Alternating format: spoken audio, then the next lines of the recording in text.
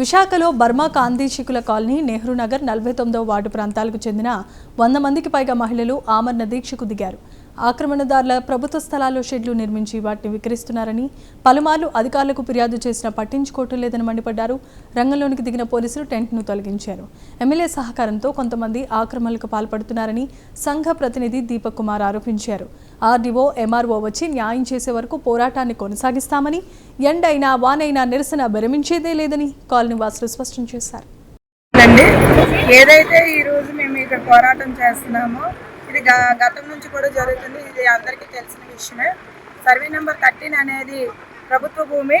అది 9 ఎకరాల భూమి. 9 ఎకరాల్లో 6 ఎకరాలు ఆల్రెడీ కట్టేసి ఇల్లులు ఇవ్వడం ఇక్కడ జరిగింది కాలనీలు. అలా మిగిలిన భూమి అనేది ఏదైతే ఉందో అందులో ఎకరా టిట్కోకి ఇల్లులు కట్టి పేదలకు ఇవ్వాలనేసి ఇదే ప్రభుత్వం గతంలో ఉన్నప్పుడు రిజిస్ట్రేషన్ గోపాలపట్నం ఎంఆర్ఓ గారు చేయడం జరిగింది.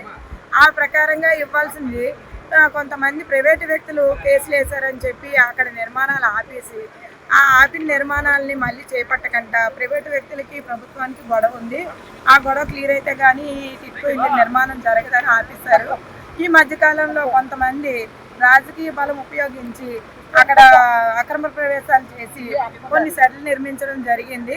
సుమారు 3 ఎకరాలు ఉందండి. సర్వే నెంబర్ 13/P ఆ 13/P ఉన్న మిగిలి భూమిలోని ఇంకా లబ్ధిదారులు మిగిలిపోతే 2014లోని మన స్టేట్ గవర్నమెంట్ వారు టిట్కో వారికి అప్పగించారండి. G+3 హోదాలో ఇల్లు కట్టమని అక్కడ మరి ఏమైందో సమ్ లిటిగేషన్ ఏర్పడి ఆ రోజు ఆ నిర్మాణాలు టిట్కో వారు వచ్చి సర్వే చేశారు, ల్యాండ్ కూడా లెవెల్ చేశారు. ఆ తర్వాత ఏమో లిటిగేషన్ ఏర్పడి ఆగిపోయిందండి. ఆగిపోతే ఇప్పుడు ప్రజెంట్ 2026 ఈ సంవత్సరంలోనే అక్రమంగా షెడ్లు నిర్మించారండి. పోలీసు వారు, పత్రికల వారు మాకు సపోర్ట్ చేయాలా. ఈ సమస్య తక్షణమే పొలికి తీసుకోవాలని మరీ కోరుకుంటున్నాం.